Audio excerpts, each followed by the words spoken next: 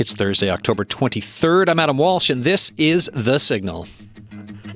Today on the show, the Middle East crisis, a precarious ceasefire, and what a road to peace could look like. We will also talk about what it means to be recognized as a state, in this case, Palestine, and we will touch on some other top international stories.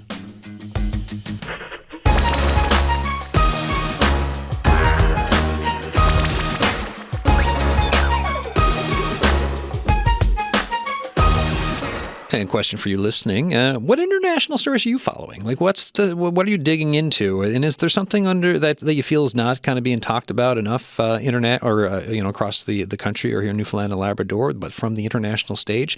Give us a text, 709-327-8206, thesignal@cbc.ca. And if you've got thoughts on the rolling discussion we have here during the show, same thing, text, email, yes, please. And, I'll try to pepper them through the chat. Lucian Ashworth is back, international relations professor, Poli-Sci Department, Memorial University. Same with Justin Fantauzzo, modern Middle East expert, history prof at MUN as well. Welcome back. Thanks for coming in. Great. Yeah, good to be back. I guess we'll just jump right in. The news of the week, that earlier this week, the International Court of Justice said Wednesday that Israel must allow the United Nations aid agency in Gaza to provide humanitarian assistance to the war-torn territory. I'm taking that straight from Reuters there.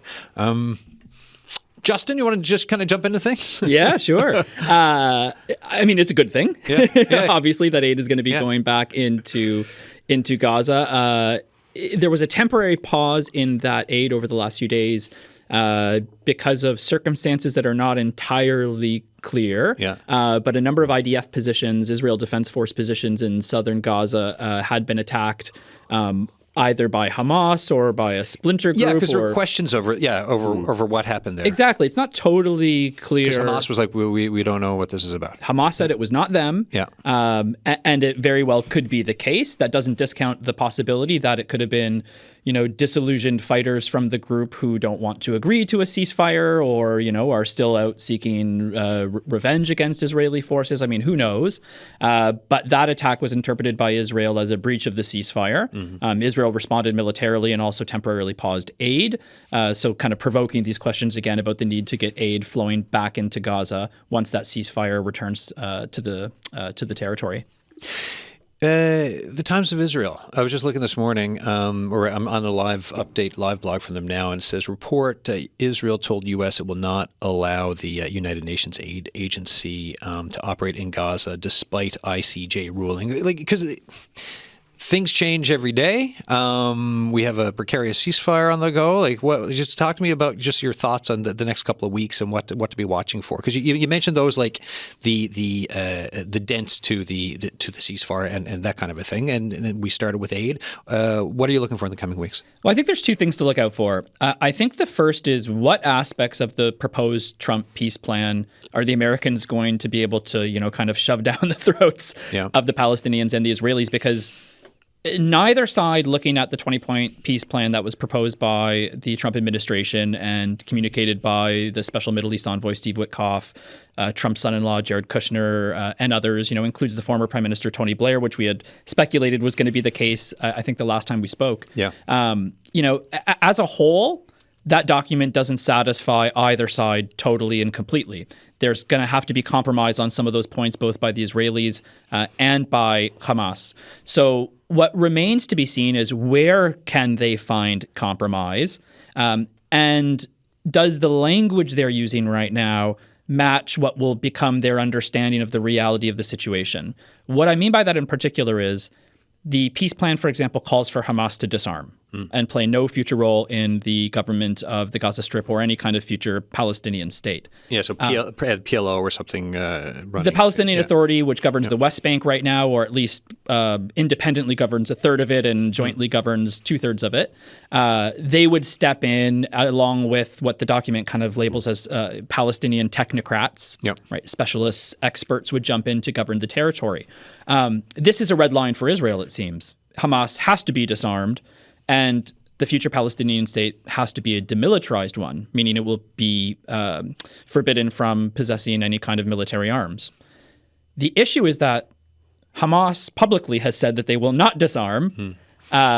even though other groups that hold a considerable amount of influence with Hamas, states like Turkey, states like Qatar, where many of Hamas's senior political figures are located, have repeatedly told them, look, this is the deal. You're going to have to be flexible on this. So it remains to be seen what aspects of the theoretical peace plan could be implemented, what will be compromised on, and will the language match the reality of the situation.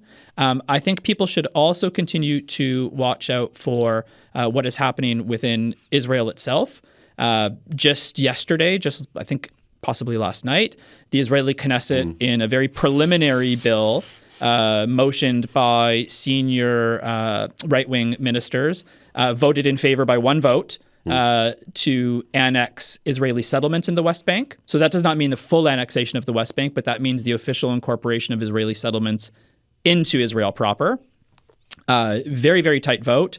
But a sign of some of the dissatisfaction with the right-wing political members of Netanyahu's government with the path that Israel is on right now. So what does that mean exactly if they annex those? Like for folks who don't know about that, what's the meaning there? So right now, legally speaking, Israeli settlements, as per the United Nations, even the United States, for example, Canada, other Western states consider Israeli settlements in the West Bank as illegal. Yeah. So those would be settlements that have been erected on what is thought to be Palestinian land, or at least earmarked for a future Palestinian state, along what are normally called the 1967 borders. So the borders that were created in the aftermath of the June 1967 Six-Day War. Yeah. These Israeli settlements have been built mostly from the late 1970s onwards and really picked up pace after 2000. I think the number is there's about 500,000 Israelis living in the West Bank, Israeli settlers. Those settlements are not considered part of Israel. Yeah. They're often connected by roadways. Some of them have universities, so they're kind of de facto part of the state of Israel, but they are not officially part of the state of Israel. Recognition that these settlements should be, and potential annexation to make them formally part of Israel, would be a big step. Yeah. The reason being, it would obviously take them off the table of any future Palestinian state that included the West Bank. Those settlements would be off the table.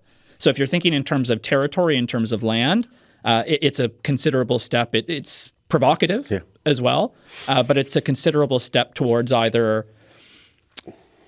solidifying Israel's position in the West Bank, or the other way to look at it is compromising a future two-state solution. Right. The American reaction to that is interesting too. You're now seeing the US getting caught in the middle. So we've got a situation now where it's the classic case: war unites, peace divides. So there's a kind of a false unity in Israeli society while they feel they're under threat. But as Justin was saying, we're now seeing all the cracks come up, and the Knesset votes, and it's still part of a long process, I gather. That is incredibly provocative. But it's interesting that Secretary of State Rubio has come out with a warning to Israel not to do it. And Vance has said on his trip to Israel, there will be no annexation. So we're beginning to see here a kind of an Israeli pushback against the Americans, with the US then being caught in the middle here. And so has Kushner on previous attempts. He's also said when he's visited there that annexation is not supported by the Trump administration. And Trump himself, in one of his interviews, press conferences, I think just shortly after or shortly before the peace plan had been agreed to, had also said, in kind of his characteristically hyperbolic, boisterous way, that enough is enough. Annexation of the West Bank, he will not allow it to happen because it would jeopardize peace plans considerably. For context, and just as the constant reminder, which we always kind of do when we do these shows, right? So for everything we're talking about here, the war in Gaza, triggered by Hamas's surprise attack on southern Israel that killed about 1,200 people, saw 250 hostages taken. That's Israeli tallies. Israel's retaliatory offensive, right, in the Palestinian territory has killed more than 68,000 people, according to Gaza's health ministry. The ministry's figures are seen as the most reliable by UN agencies. Israel has disputed them, but this so we're talking you had to start with the violence, and then tens of thousands now, towards 70,000 for estimates for dead on the Palestinian side. The other bit in the news recently, right? You had for this ceasefire, you had the return of hostages and also the release of Palestinians who had been detained on the other side. How big to get to that moment? What has to happen to get there, and how big of a deal is it to see that for both sides? Yeah. Yeah, I mean, in terms of the kind of the return, I mean, that is the kind of the first step. I mean, I still think there's problems here. A lot of the Palestinians were basically imprisoned without habeas corpus, and according to the health ministry in Gaza, many of the bodies that are returning are showing signs of torture. Yep. So, there's that issue on there. And I think this leads into something else as well, is that, of course, what's been a major problem for reporting in Gaza has been the ban on the international press going into Gaza. But I think, as a kind of an issue related to that, the Israeli Supreme Court now is hearing push by the international press to allow in the international press to Gaza. So that's something else, I think, to watch. And I think, on top of that as well, and this comes off, I think, something that, Justin was talking about there, about where are these attacks coming from, the attacks on the Israelis. But there's also another dynamic that's coming in here that's getting quite a bit of press coverage now. We've had Hamas emerge and come back to sort of try and maintain order. But there are also these what are claimed to be Israeli-backed clans appearing that are anti-Hamas. Yeah. So there's been conflicts between them as well. So there's another dynamic. Because they're being kind of are they not being touted as perhaps seen through Israel's possible potential, like in the governing perhaps down the line type of a portion for things? Well, I'm not so sure that the Israelis see them as potential parts of a future Israeli state in terms of the governing apparatus, but they certainly see them at the moment as a way to either halt Hamas's, kind of reclamation of power in the Gaza Strip, or at least to continue to contest it in parts of the Gaza Strip. It's important, I think, to remember that, even in 2005, when Hamas won the Palestinian elections that year, what followed that was a really brutal 18, nearly 20-month-long, effectively Palestinian civil war in the Gaza Strip between Hamas and the Palestinian Authority, and a number of other clans and movements and groups that were involved in that as well. What we're seeing in some respects right now, as Luke pointed out, is really a kind of, a redux in some ways of what happened in 2005. And I think it shows how serious Hamas takes its role as governing the Gaza Strip. And by that, I mean the lengths to which it's willing to go to dominate the politics of the Gaza Strip. What we've seen emerging out of Gaza over the last 10 or so days, especially on Arab language media. Telegram is a real hotspot in the Arab world for the circulation of, quite grotesque videos of what's happening, not just in the Gaza Strip, but also in Lebanon and in Syria. There's been reports that have been verified by a number of different outlets, The Times, The Guardian, others, of public executions in the streets. Yeah, I was reading that yesterday. Yeah, public executions in the streets of Hamas rivals or those who were seen to be collaborators or what they're broadly calling, criminals. Yeah. It's a very broad definition, as Hamas has always used. So there's a real concern about the stability of the Gaza Strip, because you have Hamas, who is seemingly unwilling to disarm, or at least right now, is desperate to maintain control of the Gaza Strip. And they're really in a kind of existential crisis in a way, because if they follow the Trump peace plan, they disarm and amnesty or clemency is given to fighters, exile is allowed for those who want to leave. Those who remain have to kind of de-Hamas their ideologies in a similar way to, post-Second World War. There was a denazification of Germany. It's a real problem for the existential future of Hamas. I mean, it means the movement basically no longer exists. So I think Hamas sees this, obviously, as a kind of fight for its own existence, a fight for the future of its own movement. And getting back to the question of the exchange of Israeli hostages and Palestinian prisoners, as Luke pointed out, lots can go wrong there still. Israel already once, I think possibly twice, has said that the bodies that were returned to them were not the bodies of hostages. This has always been a problem on the side of Hamas. And that problem is that they don't always know where the bodies are anymore. Some of them, remember, in the aftermath of October 7th, 2023, were taken by Palestinian Islamic Jihad. Some of them were taken by Hamas. Some of them were taken by civilians, some of the reports have indicated. Who knows where some of the bodies are? So there are problems that can arise there. And then also the kind of level of prisoners that are being released in Palestine is continuing to be a sticking point. One that many people want released, for example, a guy by the name of Marwan Barghouti, who's a really prominent political player. Israel seems to be adamant that he will not be released. Did you guys catch last week PM Kearney spoke with Bloomberg, right? And so for this week, the Reuters lead is Israel urged Canadian Prime Minister Mark Carney to drop his pledge to honor the International Criminal Court's arrest warrant for Prime Minister Benjamin Netanyahu if he traveled to the country. So Carney was asked in the interview. with Bloomberg, published last week, if he would fulfill the commitment of his predecessor, Justin Trudeau, to arrest Netanyahu on war crimes charges if he came to Canada. To which he replied, "Yes."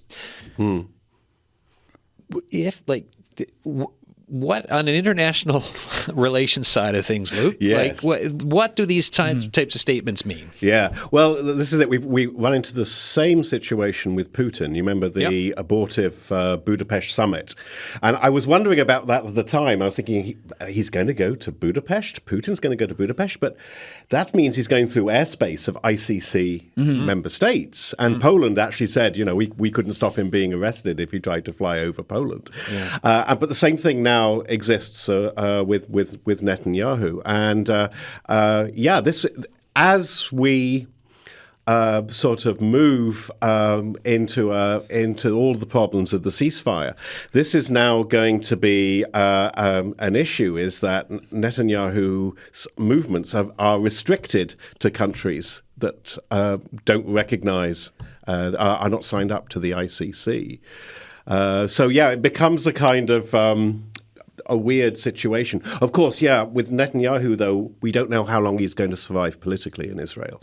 Yeah, so the problem might go away in that sense. The ICC issued arrest warrants last year for Netanyahu for alleged war crimes and crimes against humanity in the Gaza conflict. Israel rejects the jurisdiction of the Hague-based court and also denies war crimes in Gaza. Yeah. So this is again from Reuters and from reporting, but also because of the Mark Carney interview last week.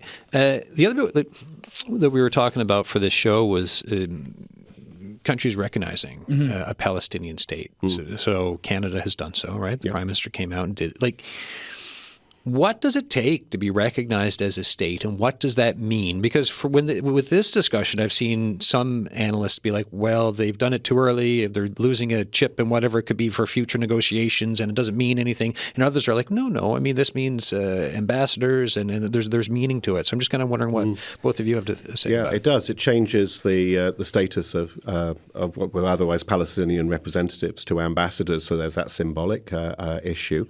It does firm up the Palestinian position at the UN. I mean, a Palestinian Authority has observer status within the UN, and it does throw kind of weight behind the establishment of a Palestinian state as well, which of course increasingly there's going to be a push now on the Israeli government in terms of getting a Palestinian state sorted out of the occupied territories. But of course, we've got an Israeli government that's made it very clear that not on their watch will there be a Palestinian state. So it's sort of upping the ante of the tension with Israel, between Israel and Western countries. I think. I was going to say, I think Luke is largely right. I mean, it is largely symbolic. I mean, it is the transition of representatives to ambassadors and observer status to member status. It's important to remember that, look, this has long been the policy, though, both implicitly and sometimes explicitly, of Canada, of France, of other Western European states. The United States has long had it as its official foreign policy, a two-state solution.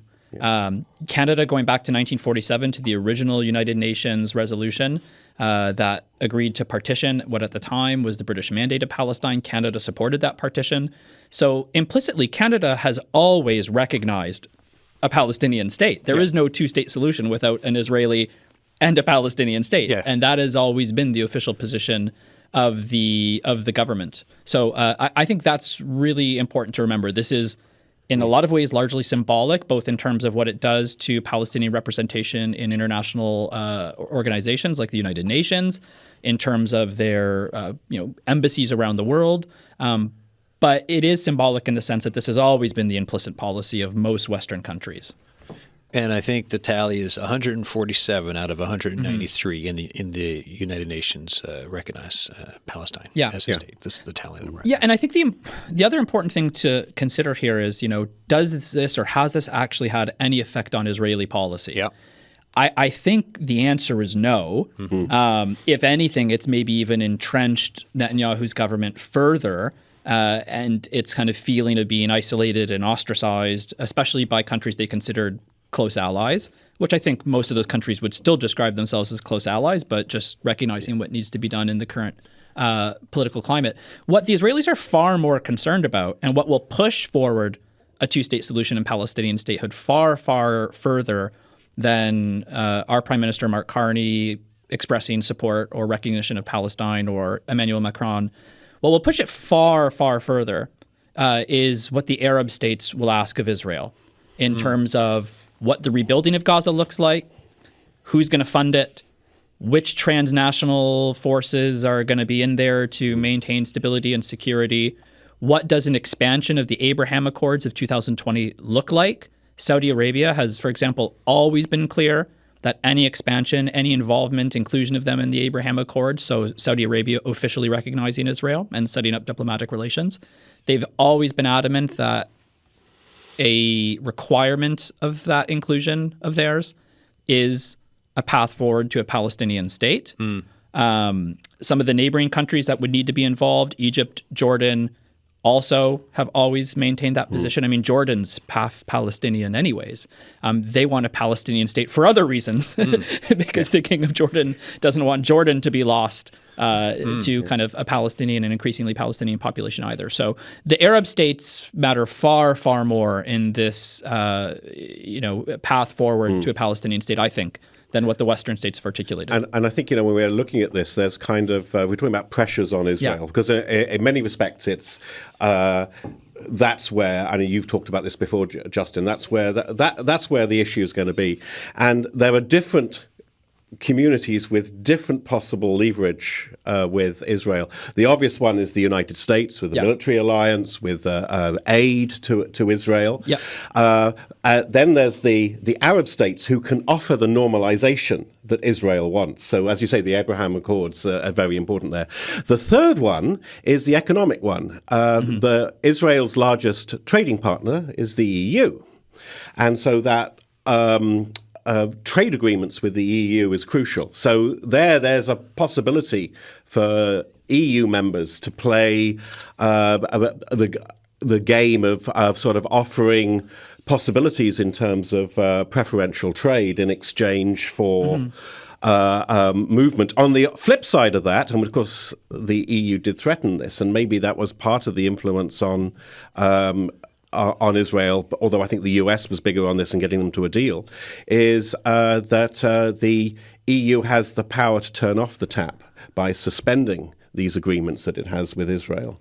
So you've got these. Would you see it that way, sort of, Justin? There are these sort of three different groups with different kind of pressure points upon the absolutely. Israeli government. And I would just add a fifth as well, which is domestic pressure too, right? I mean, pressure within Israel. I mean, the Israeli public and whatever Israeli government wins the next elections, which will probably take place later in 2026,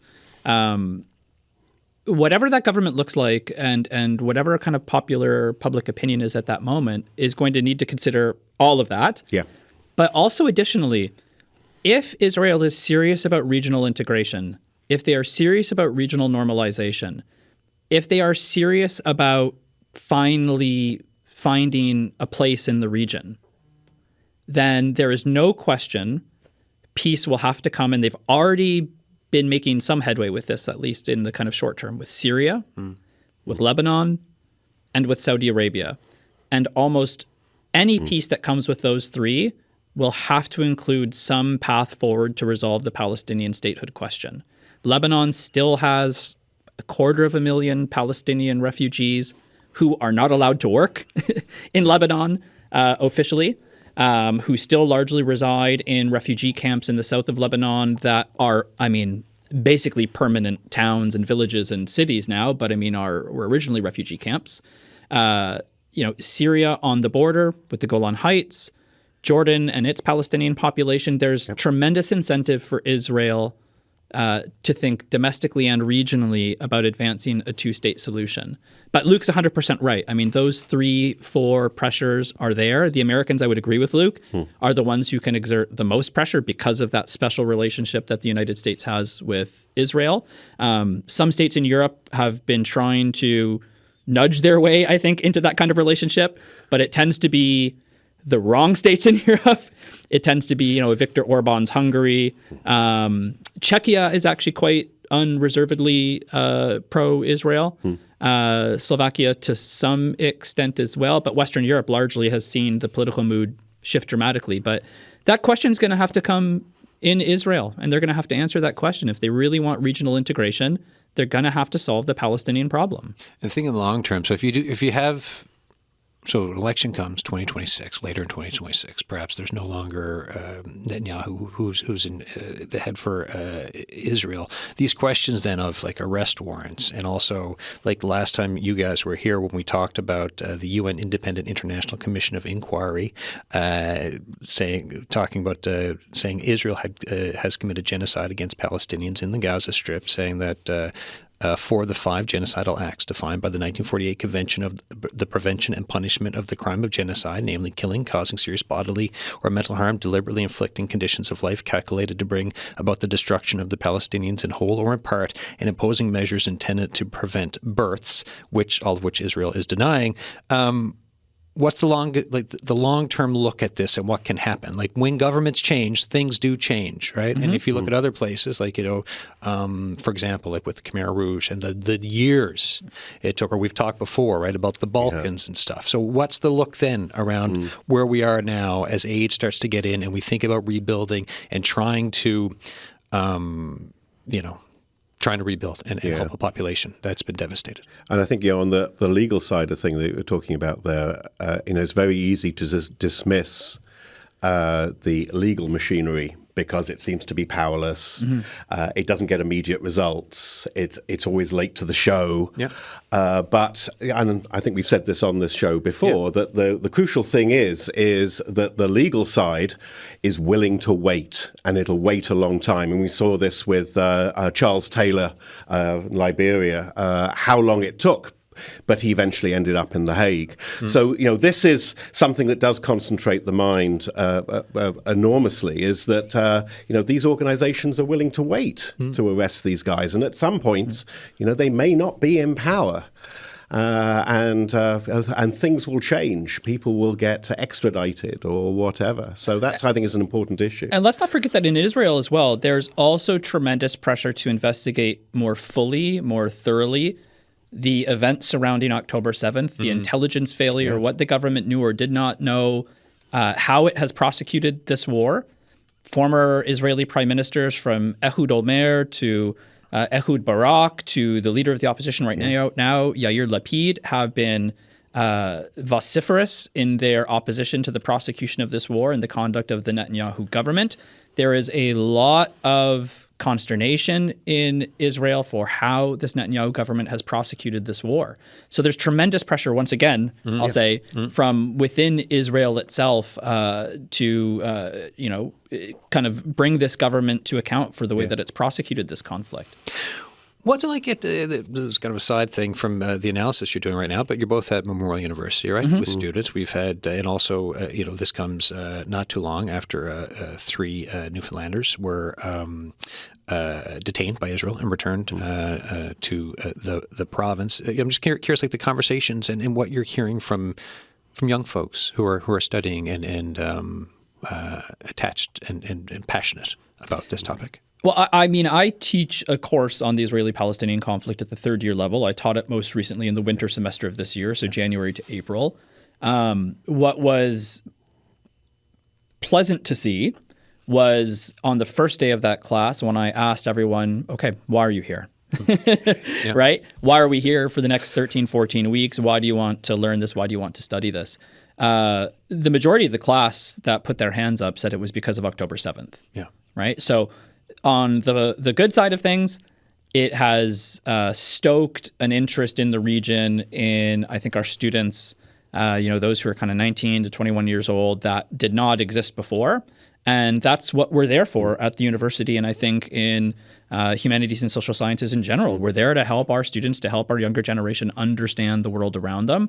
So that's been, I think, a nice thing to see. Yep. On the other hand, the issue has polarized students, I think, in the same way it's polarized the general public.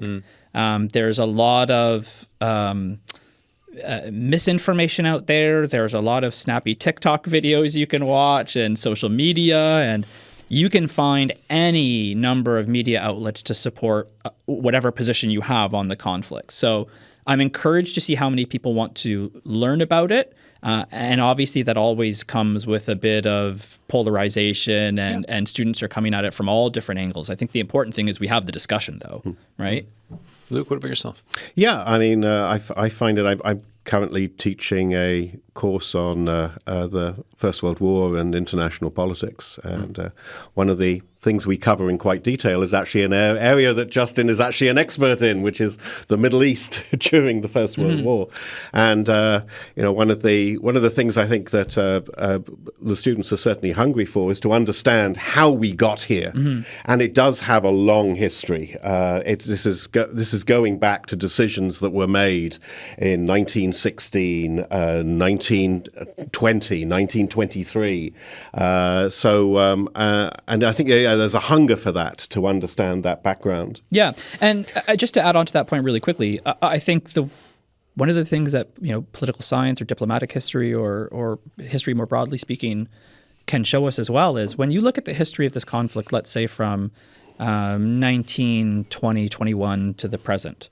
So the formation of the British Mandate in Palestine after the First World War, this administrative stewardship that was authorized by the League of Nations at the time, a forerunner to the United Nations. What you see as well is not a straightforward history of the region, not a simple understanding, not a black and white one, but you really see, like Luke said, how decisions were made, the kind of emotional, cultural, intellectual baggage that decision makers brought to the problems they were trying to solve.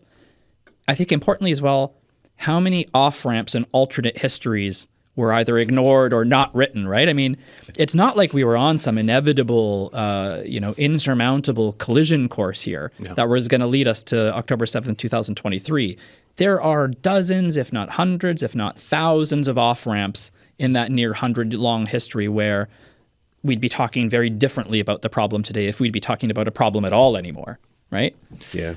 Well, I mean, one of the conversations I was having this morning, just talking about the show, it's the difference in decisions and where things can go and forks in the road. So you go back to the Second World War, the U.S. looking at Hiroshima or other sites. That story about the U.S. I think general or some U.S. military officer having been to Kyoto before.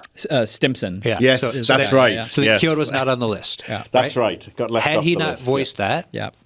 maybe Because him and his wife had honeymoon there. Yeah, that's what it was. Yeah. Yeah. A similar thing happened, I think, was it Heidelberg? It was because of the Student Prince operetta. It's the city saved by an operetta. Yeah, Gets left off the list. And this is great. I mean, not that there weren't other great university towns in Germany either, but Heidelberg especially is this great medieval university city, right? In the same way that other cities that they did bomb the Allies in the Second World War were too.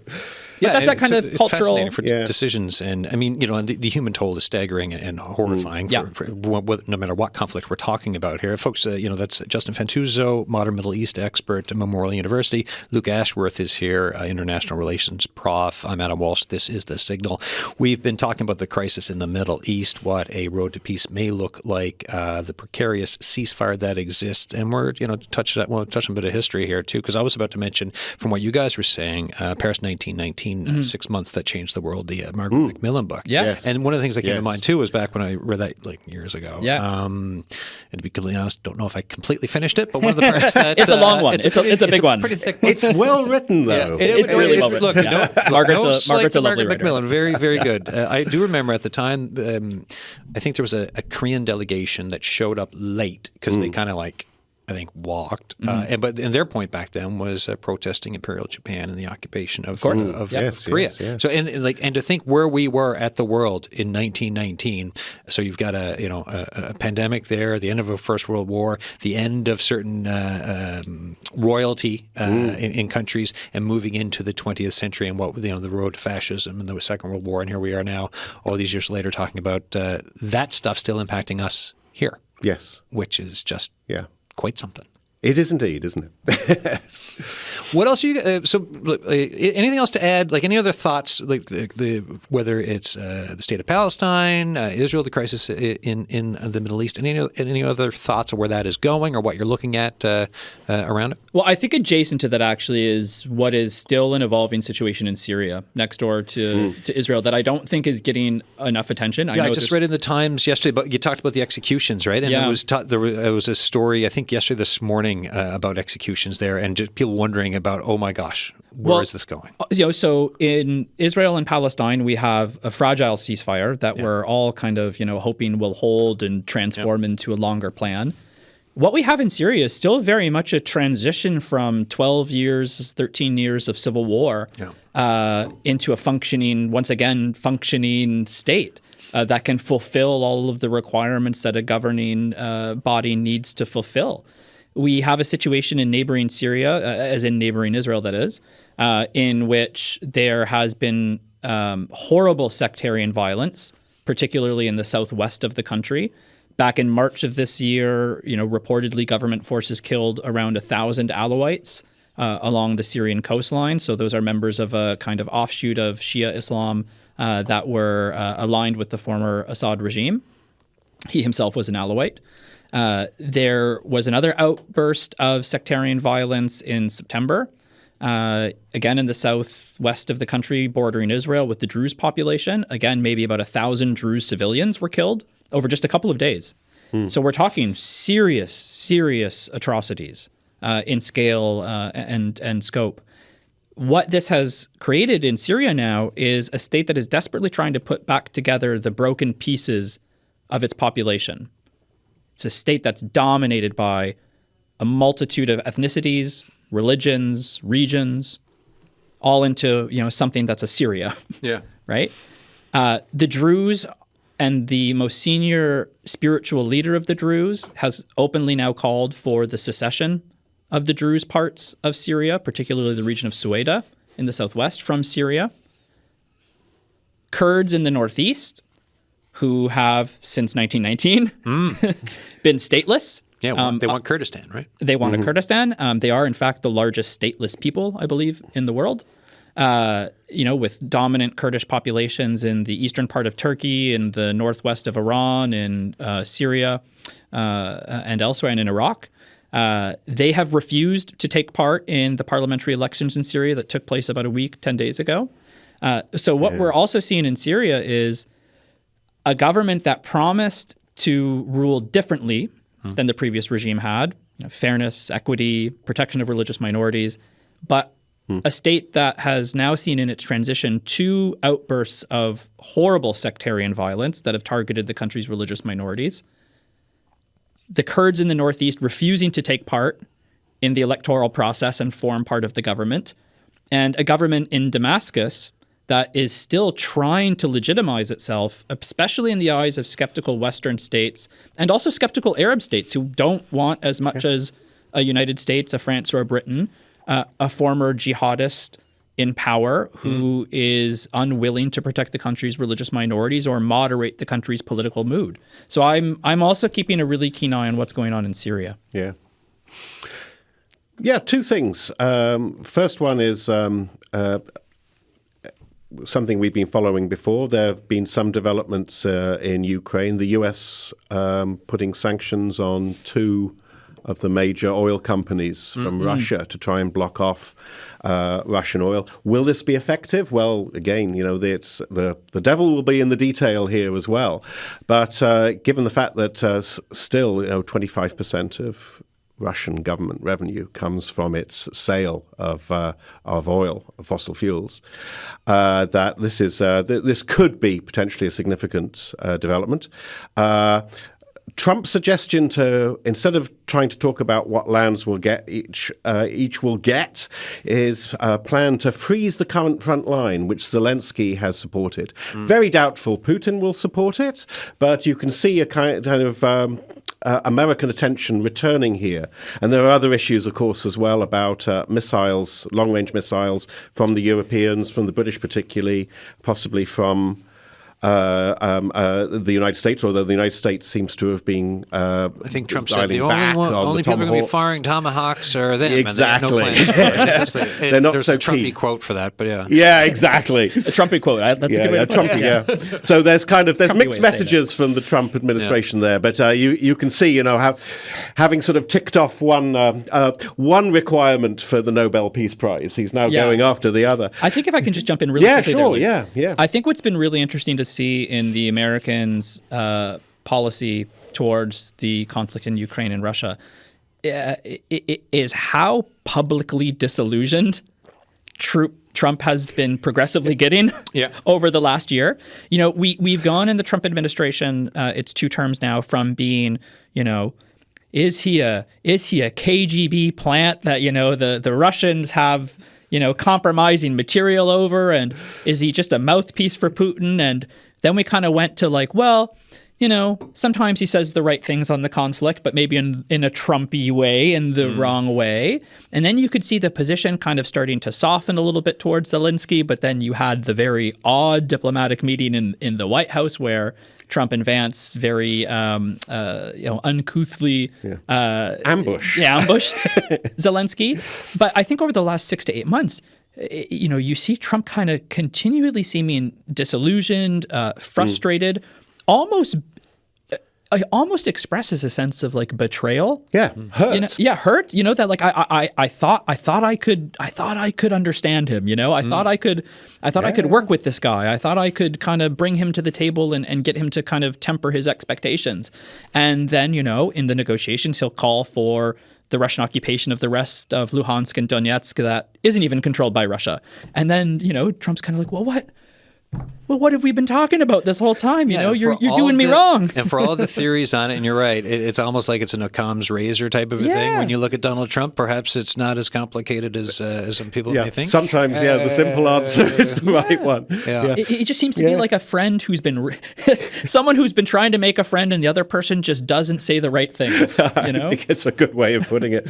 Yeah. The other one, this is a new entry to the charts, is the issue around the bombing of boats in the Caribbean and now the Pacific. Yeah, so my colleague Ryan Cook had a really good article up on this on October 10th. So folks, if you haven't seen it yet, it's why U.S. strikes on suspected drug boats have Canada between, quote, between a rock and a hard place. D&D has no plans to alter Caribbean mission, but experts say changes are needed because since I think it was 2006, it's called Operation Op Carib, as they say in the Navy. The Royal Canadian Navy and Royal Canadian Air Force partner with the U.S. Coast Guard to find and stop suspected drug boats in the Caribbean. But, Luke, like you're saying, the U.S. has been blowing up boats and saying that it's narco-terrorists. That's right, and there have been claims the CIA have been involved, but it's also... I await the miniseries on this in 5 years, by the way. As well. It could be. There's a lot that we don't know about that's going on here. A lot to dramatize here. Yeah, and there does seem to be, there is a question about actually... how much is known in terms of whether these boats are or are not involved in drugs? We've got a new Department of War that's sort of carrying out these missions. That should get you a Nobel Peace Prize. That should get you calling it the Department of War. So we've got this kind of warrior ethos behind it. But there's also, of course, this immediately sends alarm bells in the region. We've got a Venezuelan government that's now talking openly of fears of invasion. A Colombian deputy foreign minister referred to the attacks in the Pacific as disproportionate and outside international law. So it's just when groups are kind of coming together in one place, we're now seeing a kind of a split emerging between Latin American countries and South American countries and the United States Ecuador, here. from the BBC, right? Ecuador has released the survivor of a U.S. strike on a submarine alleged to have been smuggling drugs in the Caribbean. So you get a survivor, and they send this person back to Ecuador, and they're like, we have nothing charged him with, so we let him go. As opposed to if you have a narco terrorist and putting him through a court system in the United States, or as Trump I think has said, illegal combatant again, like as per post 9/11 for what was going on, then that's a Guantanamo Bay or type of a thing, and you have to hold people indefinitely. But so they had the two survivors, and they just sent them back, which I find to be, given the wording of this, all of this, very, very interesting. Yeah. So there's a limit to what we know here, but I think this is one of those stories to put a pin in. I do not know many people who casually take leisurely submarine rides in the Caribbean. There is that. Well, that was the U.S.'s point too, right? I think it was the VP was saying that. I think this is kind of tying nicely into the larger point we were making a few minutes ago as well, which is that, look, political commentary, trying to wrap your head around current events is sometimes really hard because the information is incomplete and imperfect. And it sometimes takes years to know why a statesman made a particular decision, or what information the United States or the Central Intelligence Agency was working with when they made the decision to carry out these kinds of strikes. Which is why you're waiting for the docudrama. Yeah, exactly. Which is why I'm waiting for the 4-part Netflix series. It's really hard to say with any certainty when these things kind of happen. But I mean, for the Caribbean to go from boarding ships, right? So what it would be it's a big change. You got the go fast come from places like Colombia, and typically it's you board them, or sometimes they shoot out the engines and you take people into custody, right? And then they go through a process and get sent back. To go from that for rules of engagement, well that's exactly it, Adam. That's such a leap in rules of engagement, and it is something I think that is a dangerous tendency in parts of the Trump administration, because as anyone involved in law enforcement knows, there's an enormous difference between law enforcement and military action. Now, sometimes you get a blending and a blurring if it's organized crime going across borders, but still the point is that you don't fight crime with the weapons of war. You need a different way of approach. And so this is, I suppose, what the interesting thing to watch is the questions.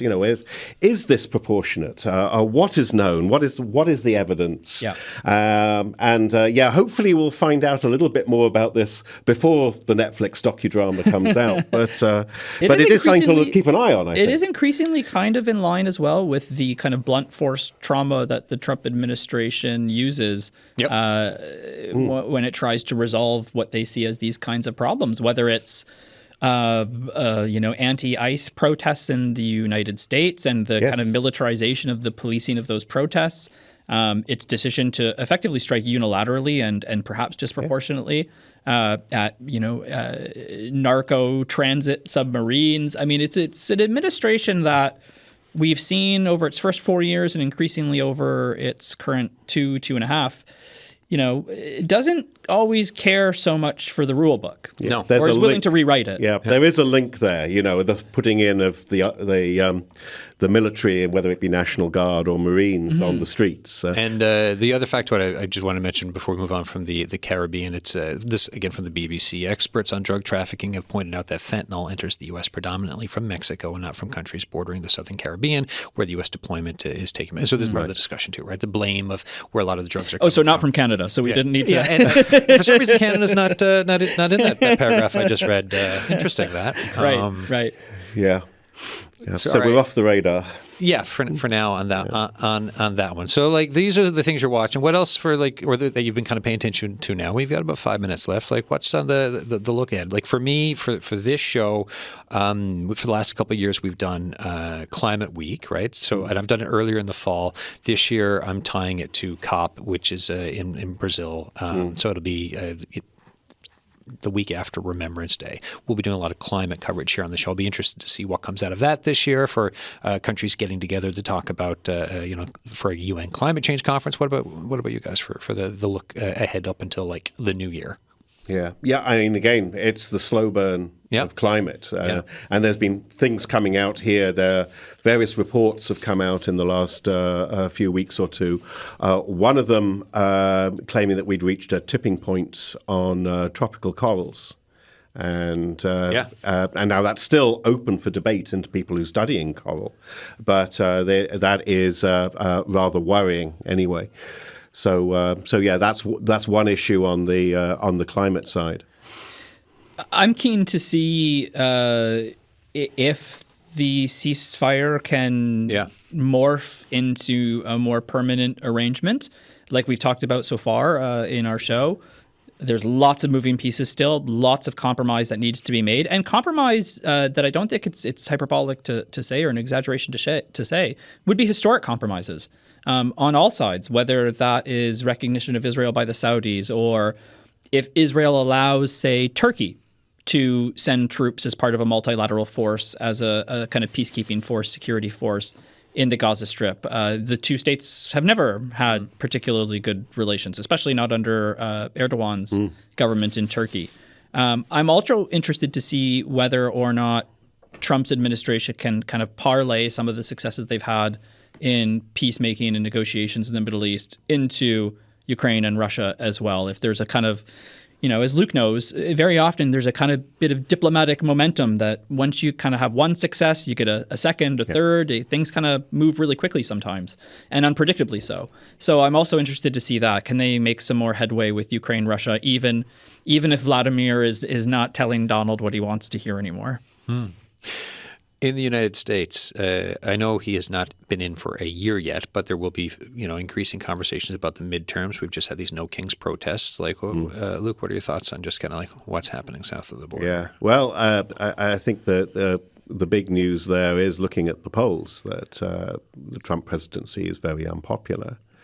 I think what's interesting here is, and I wonder if this was the calculation. I mean, this is very much kind of hot take.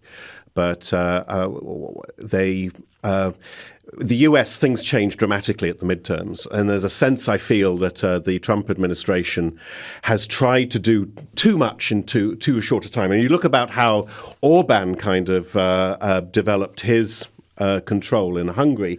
This was done over several administrations, and he took it very slow. It's kind of a creeping normalcy. But the Trump administration has tried to run very, very fast and break lots of things. And the only problem with that is, and it's probably because the midterms are coming up and they know they probably won't keep Congress.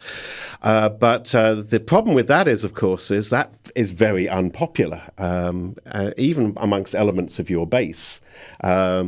If you move too fast, it's also a weakness. So I wonder if they are seriously worried about the midterms. Under a minute left. You see the video of the White House and the renovations. Oh yes, which is not perhaps the word I should use. East Wing? Yeah. I'm curious. Like apparently, folks in DC. Well, there's a lot of people upset, obviously, around. And it's like, it's just the White. But it's the People's House in the United States. So I'm curious to see kind of just what the discussion is. Let's see what the glass bridge looks like. Let's see what it looks like before we condemn its architectural merit. Yeah.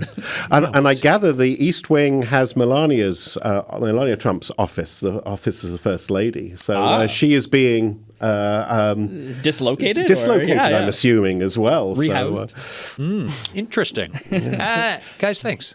I appreciate you always coming in for these chats. Yes. It's nice to kind of keep in touch with international issues here on The Signal, so I appreciate it. Likewise, thanks. Okay, thanks. All right, folks, that is it for today's show. Thoughts, The Signal at cbc.ca. You can call the Signal line and leave a message, 709-576-5260. Tomorrow, live on location, because we're live every day, but we're not out out on location every day. Tomorrow, we are talking about the St. John's International Women's Film Festival.